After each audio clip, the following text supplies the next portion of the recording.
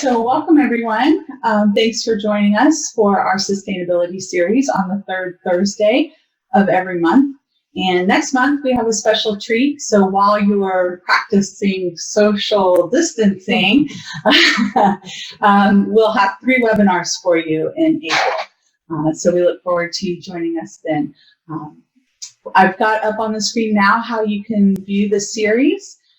So I hope that you can find your way to there and check out the last one we did, which was great. It came from Sarasota County Extension. Sarah did basically what is sustainability and did a great job with that. But today we're from the Manatee County Extension, and we have our residential urban horticulture agent with us, Alyssa Vincent, and she's going to talk to us today about Florida-friendly landscaping and what that is and what that means. So I'm going to give her presentation and let her take over. Hi, everybody. Nice to not see you face to face while we're practicing our distancing, but I'm happy to be here with you today to talk about Florida-friendly landscaping. Florida-friendly landscaping really does fit in very nicely with sustainability. It's just another way of thinking about how to implement sustainable landscapes here in the state of Florida. So we're going to talk a little bit about what Florida-friendly landscaping is and some easy steps that you can take to implement it in your home landscape. And I'm assuming that if you're here on our webinar series, you know what extension is, but just in case, I want to just briefly mention that IFAS Extension is a part of the University of Florida. We are one of Florida's 2 land-grant universities, along with Florida Agricultural and Botanical University, FAMU. We provide research-based education, and the goal is to allow that information to reach the community. You can check out our Extension Office Interactive Maps link there if you're interested in finding an Extension office near you. So I wanted to start out by talking a little bit about what is the impact of Florida-friendly landscaping. It's nice to sometimes start out by looking at impacts. So when we talk about Florida-friendly landscaping, it really is at its heart a water conservation program. And water quality improvement program.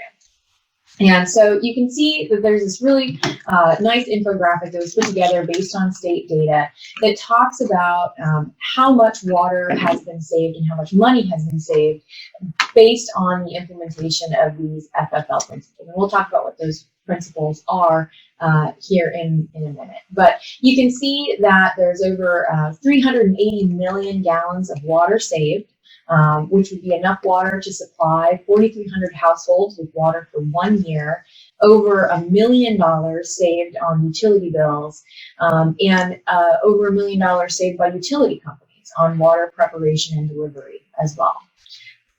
Hold up 1 second. I see we're having a bit of a little video issue here. I didn't realize we weren't showing the PowerPoint. As I was moving it on my screen, it's not moving on this screen. So let me try this one. There we go. Sorry about that. There's the graphic she was talking about. Now you can see the graphic. And so again, just pointing out that because so many households in Florida utilize irrigation, we can really make a large difference in the amount of water available here in the state if we can modify some of our landscape practices to address those irrigation concerns. And a lot of this can be addressed, as I said, through the implementation of the Florida-friendly landscaping principles. Now it doesn't want to do the share. Sorry about this, guys. I'm learning how to get this screen to operate as it's supposed to. Let's see if I can make it go this time. Well, while Michelle's working on that, I'm sure all of us can acknowledge the fact that water, while it is incredibly important from a monetary perspective, right? We want to save money on our utility bills, and we want utility companies to save money on delivery and preparation. But we can also recognize that in Florida, water is uniquely important to us because we're surrounded by it wherever we are. Give me a second. Hold on. I'm so sorry, guys. We'll be pros at this soon, though, because, with the coronavirus, we're going to all be expert webinar folks. Okay, now I had the other one in presentation mode. I think that was my problem. Okay, so now I can put this one in presentation mode. Sorry.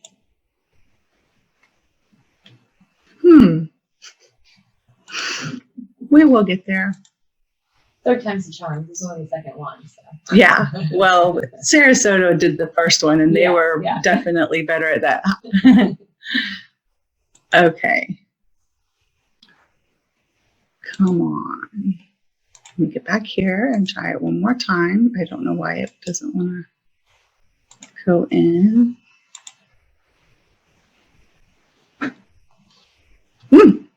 That was good, right? I don't know if they can see that. That's a really nice alligator. Yeah. No, they see you full screen. Okay, now I should be able to get back here and go one more time.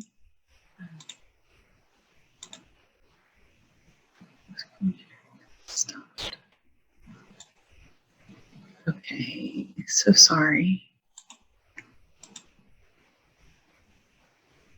It's still not wanting to do it, so we're going to just do it this way. Okay.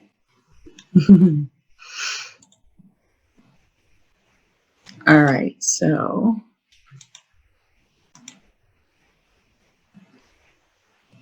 there. Oh, you can't see that.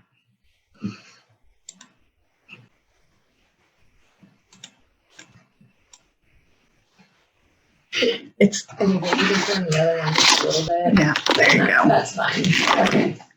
I'll fix it while you're doing that. Okay, sounds good. So we're talking a little bit about why Florida is uniquely concerned about our water quantity and our water quality. And a lot of it has to do with the geology of our state. We live in what's typically termed a karst environment, which means that we have limestone bedrock.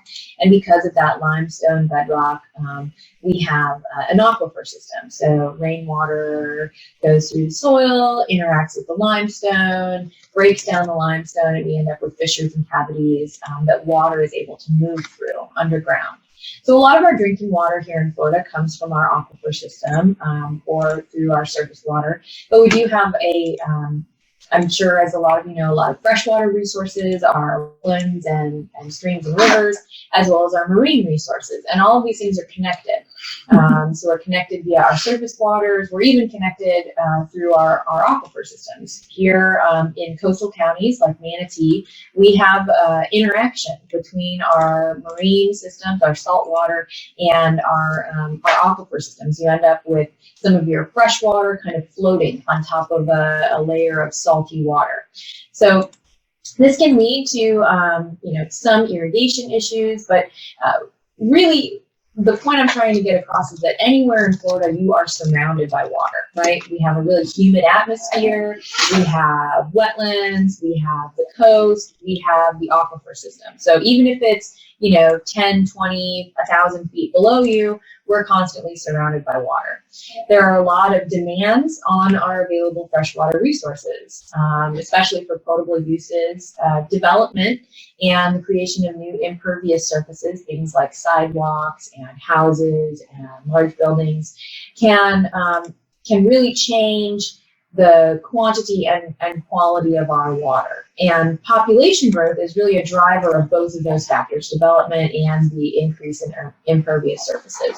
So as new homes are built and as people move to Florida, we really want to try to reach out to people and let them know what can you do to help conserve this valuable resource that we have here in our state, which is our water. Okay. So here we go again. We'll just see if I can share that one. All right. So what the Florida Friendly Landscaping Program does is it really seeks to provide education and recognition to industry professionals, individual homes, HOAs and communities, some commercial properties on the FFL principles and how to save and improve our water. So how do we conserve it, and how do we improve the water quality?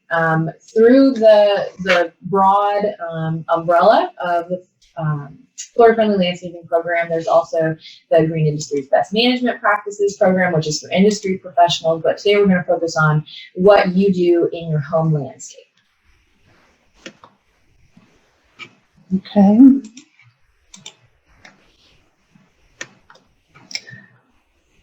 I don't know if it's just lagging on me at this point.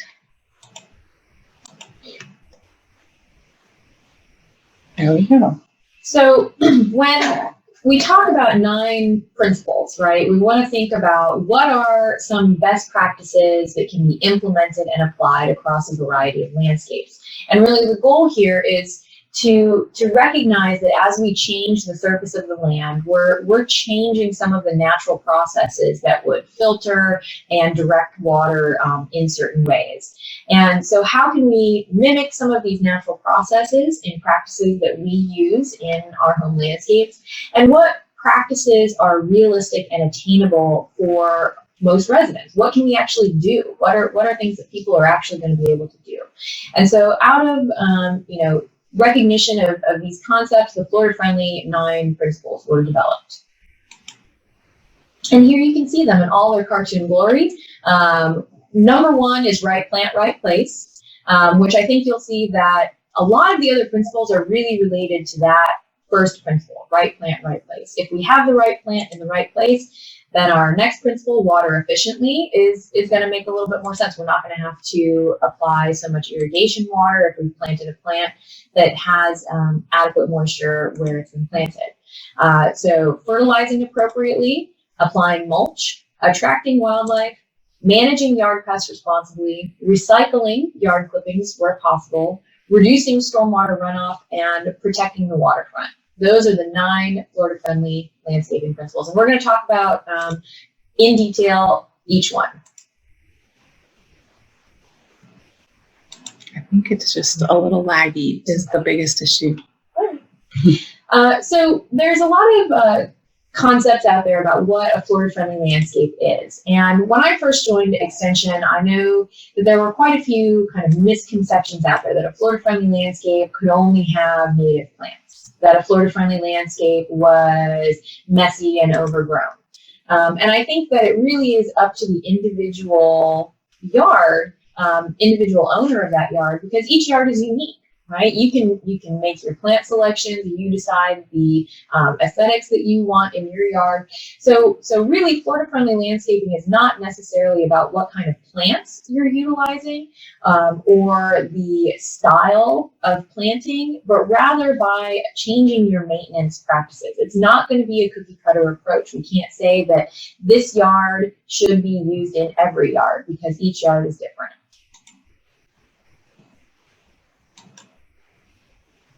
This is nice, right? It's a pretty yard. We've got a diversity of plant species. We have a large mulch bed. We still have some turf grass, and probably that turf grass is there to keep that pine bark mulch from floating away and going out into the driveway. But this is a Florida-friendly yard. This is certified Florida-friendly. It's met all the criteria. And you can see here that this is something that I think a lot of people would agree is attractive.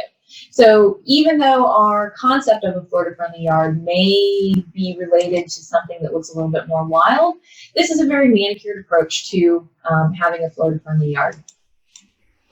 So right plant, right place is arguably the most important principle, right? If we recognize what a plant needs, then it reduces the need for water, fertilizer, pesticides, and pruning if you're using a plant suited to the specific site conditions. But how do you figure out what your site conditions are? Well, you have to think about the soil. You have to think about how much sun the site is getting. You have to think about whether there's currently in-ground irrigation or how much rainfall you get. You might also want to think about things like, are there trees in my landscape that are going to get taller and provide shade as they grow? Do I necessarily want to plant plants around that tree that won't be able to handle the shade when it gets tall? So you can see that there's a lot of different aspects involved here when you're first going to go about selecting your plants and designing your landscape. We have a lot of resources available, and I'll mention some of those at the end of the presentation to kind of help you. But one of the things that you can do is you can also do a soil test, and your county extension office will be able to perform a soil test for you. They'll check your pH and your soluble salts, and that'll give you an idea of kind of what the range is in your landscape, and then you can make some plant decisions based on that as well. So if you have a goal to reduce turf grass, which may be some people's goal, then these are some recommendations for what you can do. You can use removing the turf, you can use sod cutter, you can smother with black plastic or cardboard. Physical removal is going to be pretty tough, but some people, if you're only removing a small area, you might be able to do it. And then herbicide is also another option that you can use to get the turf and the weeds out of there first before you move in and add some mulch beds. And obviously you're going to want to replace that bare ground with mulch, ground covers, plant beds. Really a diversity of plants is the most desirable. Now, if your goal is just to reduce your turf grass, let's say that you live in a community that has a 50% turf grass requirement and your yard is currently 75% turf grass. You think, oh, good, I've got 25% to work with. I want to kind of reduce that a little bit. So some steps that you can do would be to plant trees in groups and mulch under and around those trees. Increase the size of your mulch beds just by a foot or two. Increase rings of mulch around trees and maybe connect them to larger planted and mulched beds. When you're doing this, really think about avoiding kind of small islands of turf grass that you're going to have to get out and maintain somehow. You know, think about those little isolated areas. Maybe they're only 2 feet by 10 feet. Is that really necessary to be turf grass, or could I use a ground cover or something there instead of turf grass? Because that could lead to a maintenance headache down the road. So here we have an example of a yard starting out kind of from scratch, just has a little bit of turf grass and some bare ground in the front. And then if we move to the next picture, you can see that they have reduced some of that turf grass. They added mulched beds in front of the house and up into the walkway. You can see that they have a mix of perennial and annual plants there. Looks like rosemary, so get a nice smell as you're walking up the path, and some nice color throughout the year through the use of different perennial and annual wildflowers.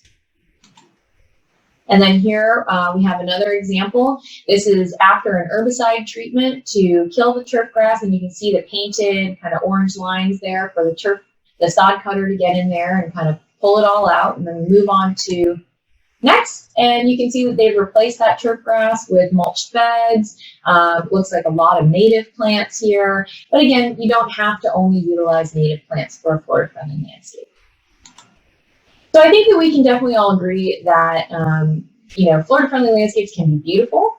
And one of the things that they should also be is fairly easy to maintain, right? We don't want to create a huge maintenance headache for us if we're going to be utilizing these kinds of landscaping principles. So our second principle is watering efficiently. You want to design and maintain a landscape that is going to thrive predominantly on rainfall once your plants are established. Now, a misconception I did want to address is that native plants and non-native plants both require similar amounts of water when they're going through that establishment period. I've met some folks think you can just put a native plant in the ground and walk away. And there are a few that might be okay with that, but for the most part, you're going to need to make sure that you're watering those plants appropriately so that they get established. When thinking about irrigation, efficient design is really going to help save water. So you can see a couple of photos here that highlight issues with the irrigation, right? We don't want to water the sides of houses. We don't want to water the road. There's no reason to do so. All we're doing is creating more runoff. So how can we help conserve some of that water in our landscape when it's there? Mulch is a good option. Mulch provides many, many benefits. Not only does it lower temperatures, keep moisture in the soil, it also is going to break down over time and provide organic material to our really sandy soils that tend to be a little bit devoid of some of those nutrients naturally. We recommend a 3 to 4 inch layer of mulch. And when you initially put it down, it's a good idea to use some weed block or cardboard. You could also use several layers of newspaper, not just 2 or 3, but 15 or so layers of newspaper, and that could work, but definitely weed block or cardboard. We do not recommend using rock or other non-organic materials unless there's a very specific purpose for it, because it doesn't break down and provide those organic materials to the soil. The fifth principle here is attracting wildlife, and I think that through the implementation of the other principles, even if you're not thinking about wildlife, you're going to see wildlife, because you're going to be using a diversity of plants. You're going to be using plants that are suited to the site conditions. You're going to end up with plants that are blooming, providing fruit at different times of year. And really the goal there is to provide food, water, shelter. Think about things that are going to be either constantly in bloom or fruit, or staggering your blooming and fruiting plants, so that, for instance, this time of year we start getting a lot of the coral honeysuckle blooming, and then in a month or so we're going to start getting a lot more firebush blooming. So think about some of those things that kind of cycle through and have higher bloom times. Managing yard pests responsibly is all about utilizing an integrated pest management approach. And what does this mean? This means first you're going to identify what the pest is. So that means you need to go out there, you need to look around, you need to look for damage on your leaves. You're going to look underneath your leaves, check for stippling or chewing or frass, things that look like if you maybe see black sooty material on the leaves, this could be an indicator that you have some piercing sucking insects. So getting an idea of what kind of pests are in your landscape is going to be your first necessary step. And also understand kind of what are your aesthetic standards. If your crepe myrtle has some chewed margins on its leaves, the edges of the leaves are chewed up because of the Sri Lankan weevil, is that something that's game changer for you? You absolutely have to get out there and knock out those Sri Lankan weevils. Well, that's gonna, you're gonna have a different approach than somebody who doesn't really mind if their crepe myrtle is a little bit chewed up now and then. Recycling in the landscape is really great because then you're going to have lower fertilizer costs down the road, right? If you leave all that, all those grass clippings on your lawn, then you're not having to add additional nutrients into your lawn necessarily as much as you would have if you didn't. So thinking about ways to maybe use a mulching blade on your mower. I know that even if you do kind of bag up your grass clippings as you're mowing, I know some people have the bag mowers. If you can take those grass clippings and kind of redistribute them in your planter beds, you could even lay down a layer of grass clippings and then put some more attractive mulch on top. But that way you're getting the benefit of recycling those organic materials into your soils. And then number 8 has to do with reducing stormwater runoff. And you can see a couple of really great examples here of ways to divert your downspouts. And this is something that we see pretty frequently, is that downspouts are kind of leading to impervious surfaces like driveways or sidewalks. But we really want to encourage that stormwater to remain in the landscape as much as possible. So, thinking that water running off the landscape is going to carry soil, debris, fertilizers and pesticides. These things may have an impact on our water quality. So think about ways that you can keep that water in the landscape. And some of those ways are diverting downspouts. Another option may be a rain barrel, if that's something that you're interested in. And then the last principle is protecting the waterfront. And this applies to people who either live on water bodies, or you can even kind of take this approach if you live near a water body. So if you're on a river, stream, lake, pond, bay, even if you live in, the lakes and it's really a stormwater pond, still treat that as a natural water body and maintain what we recommend as the 10-foot no maintenance buffer around the edge of that water body. So from the edge of the water, you want to go out about 10 feet. You don't want to mow in that area. You're not going to want to fertilize or apply pesticides there.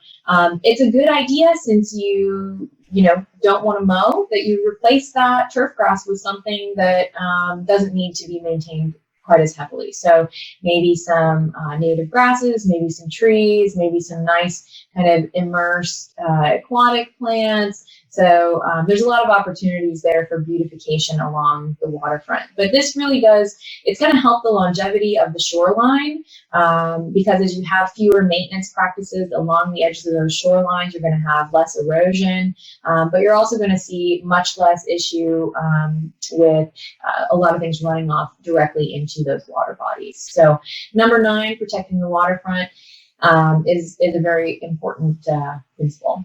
So I think you can see that these are pretty easy principles to implement, and they're all based on, just figuring out ways that we can, as individuals, have an impact on our water quality and on the availability of water here in Florida. If you need help, your extension office is available to help you. There are resources online. The first resource you'll see there is floridayards.org. And you can go to that website and you can actually kind of play around with a little yard designer tool. You also have access there to the Florida Friendly Plants database. And you're going to be able to select things like, I want something that's drought tolerant and provides wildlife habitat. And you could select those 2 options, and then you'll get a list of plants that fit those criteria. And so that can help you make some decisions about plant selection. There are some great articles out there. There's an app that the Florida Friendly Landscaping Program has produced. You can go ahead and you can check that out and download it if you want. Here in Manatee County, our office offers the Landscape Assistance Program, which will walk you through a soil analysis and a 2+ hour, if you want it to be, landscape consultation. So what this means is you'll be responsible for performing a soil test in your landscape, and then you come into our office and discuss with some of our Master Gardener volunteers and our Florida Friendly Program Coordinator some recommendations for how your landscape can be modified to be a little bit more Florida friendly. As we move forward into this kind of uncertain time, the next 8 weeks or so, we may be moving to an online platform for those kinds of consultations and discussions. But if you're interested, please click on the link here, and this is an application that you'll fill out for that landscape assistance program. And it asks you some questions about your landscape, asks you to make a few measurements, look at the sun, so that we have an idea of how best to help you when you come in for that conversation. And okay, so if you participants out there could do 2 things. One is down at the bottom of your screen, you have a chat box. If you have any questions at all, please type those in the chat box, and then I will ask them of our panelists today. I am launching a poll right now, so if you could complete this poll while Pat is talking. So we're going to send it over to Pat Williams, and he is in Sarasota County at their extension, and he is equivalent to Alyssa. They have the same role, just in different counties. So hi, Pat, are you on with us? Well, hi, everybody. As Michelle said, I'm Dr. Pat Williams. I'm the residential horticulture agent in Sarasota County. And I would just like to add a couple things to what you've already heard today. Is one of the things that people always ask us is, can one person really make a difference in a big county if I go to a Florida-friendly yard? And we always say yes. Because if we don't start with 1 yard, we're not going to have 2, and we won't have 3. And ultimately, and I'm not going to speak for Manatee County, but we would love to have a Florida-friendly HOA someplace where every house in the HOA was a Florida-friendly. So with that, we kind of go from there. I think another point that I would like to add is that we always try to get people to make sure that you know your local county ordinances. Number 2 is watering efficiently. And at least in Sarasota County, there are restrictions of when you can water. If you have a last digit of your address even, you get to water on Tuesdays, and odd number for your last on Thursdays. There are some different restrictions within different municipalities. So we have City of Sarasota and City of Northport are different than the rest of the county. And then it also comes to fertilizer applications. Realize that each county has different ordinances, and in Sarasota County, we have a blackout that starts on June 1st and goes through September 30th, where you cannot put any nitrogen or phosphorus on your lawn or in your yard, the planting beds, unless you're in Northport, and then you can put nitrogen and phosphorus in your planting beds. We then have other alternatives. So if you really need to fertilize your palms in the summer, you can apply things like a 00-16-6, so to help out that. Otherwise, this is a good program, and I think all the county extension offices are here. We are going through a little bit of a difference in programming with the COVID-19 currently in place. But after that, we always can be contacted by email and by phone calls. So unless there's some questions in the chat, then I'll go ahead and mute and let Manatee. Okay, so we're back in Manatee. Thank you, Pat, and I apologize. I couldn't hear you there for a minute, so sorry to interrupt and talk over you. Alyssa, did you mention about our front door policy that we've implemented for this COVID-19 time period?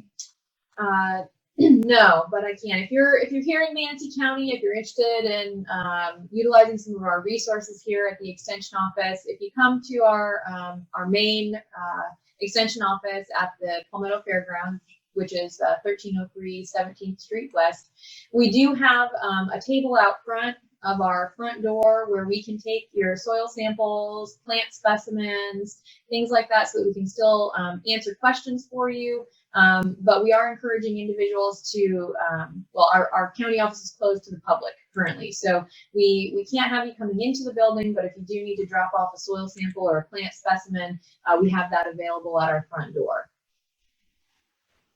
Okay, and I don't see anybody that's typed any questions, and so I guess with that, we will wrap it up. Remember, you can find these videos on YouTube, and we look forward to hopefully finding you here again in April for our next one. So thank you very much. Thank you.